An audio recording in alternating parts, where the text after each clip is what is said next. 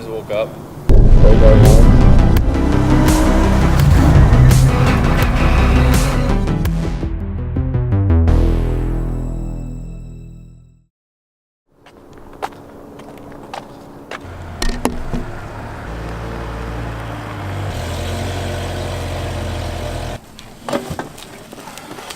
Jesus, dude. How do you not see that though?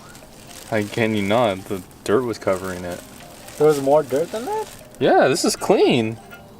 Imagine all this underneath it. Dude, you were driving on 4 truck spokes. The crazy part is, like, I think what ended up happening was a lot of it was like this, like partially cracked, and then this morning it finally broke through.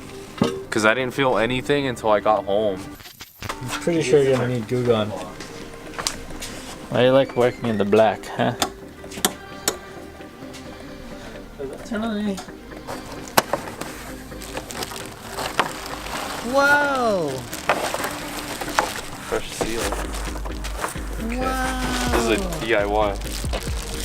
Alright, all done. I guess that's one way to seal the deal. There you go, all done. Not an M3. Definitely not an M3. Definitely not an M3. I'm blanking out on what to say. Anyways, today we're working on my M5 for the first time in probably quite a long time, honestly. And this is probably the first video we've done on this car in a very long time as well. But I've neglected on doing this window gasket, which on E60s and most BMWs in general, I don't know why, but BMW uses really poor materials when it comes to window gaskets like this, and as you can see, it has degraded completely on my car, and if you look on almost every other E60, it's the same way. So what we're going to do today is replace this entire rear window gasket. I've got the front one as well, but we were going to do that for another day, but that's pretty much the new one that's just laying on the ground. Here is the part number right there. I don't know if you can see it. Let it focus. It's focusing. Okay, now pause the video.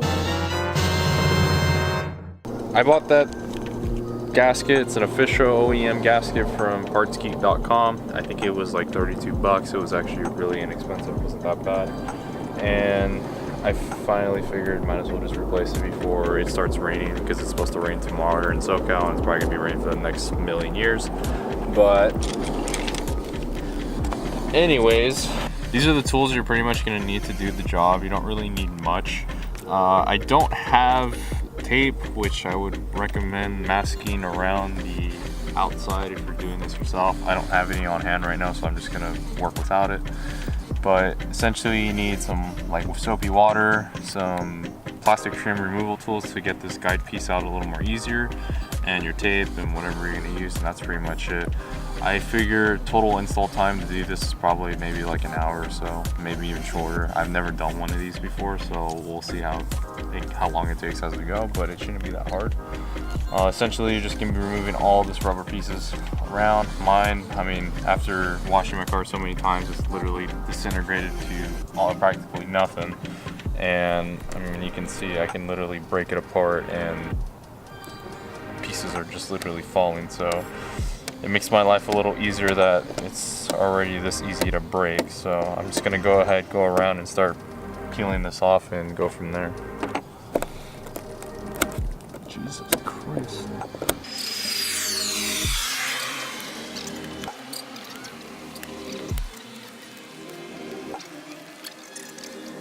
So what we're essentially doing right now is we're getting the old metal channel out.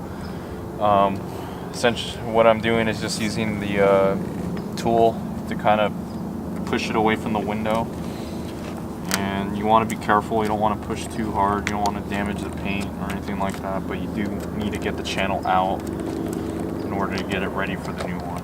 Oh my god, this part right here is gonna hurt. This bottom one stays, so if you're just replacing this channel seal, don't take this one out. This one's a separate piece from the other ones that go on the side and the top.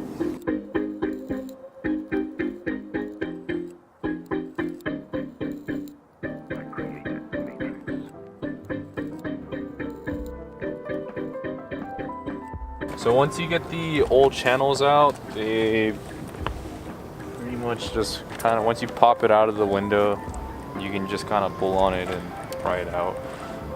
A lot of the little rubber pieces are gonna get stuck in the channel, so you're gonna kind of have to fish them out. And then after that, you're gonna be left with quite a bit of old residue, gunk, and dirt in the channel. So you want to get some cleaner and clean everything out as well as possible before you put the new seal in. So we're just gonna go ahead and do that right now. No worries. This is why you use tape.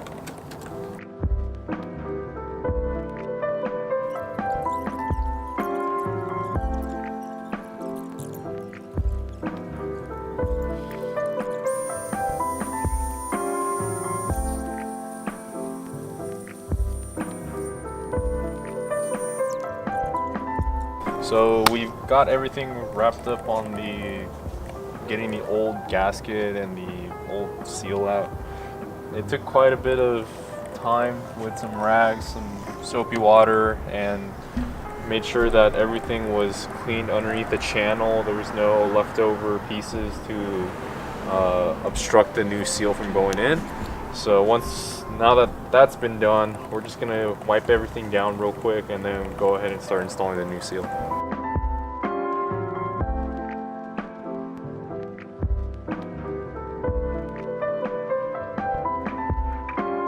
So this is the new seal that we're going to be installing. It's an original part, so it should fit just exactly like how the old one was.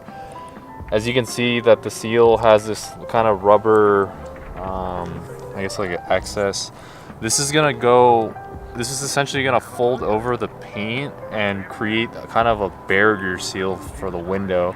And then there's also a metal channel, as you can see right there. This is where it actually slips onto the glass that essentially holds this entire seal on. So this only goes one way. You can't flip it the other way because obviously it's not going to latch onto the window properly. So make sure you have it like this, ready to go. But now that we have it like that, we're going to start working our way around slowly and try to get the seal in by just trying to press the channel into the glass, which as always is easier said than done. You know it's easier said than done? What? Sometimes doing. Yeah, that is true.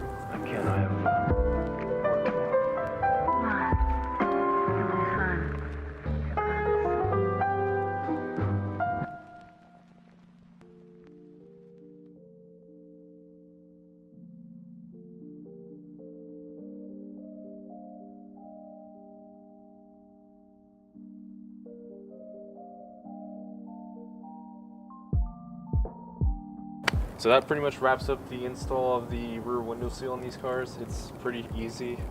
Install time, I'd say, probably took us about an hour because we kind of took our time making sure the seal was all seated in and made sure everything was clean.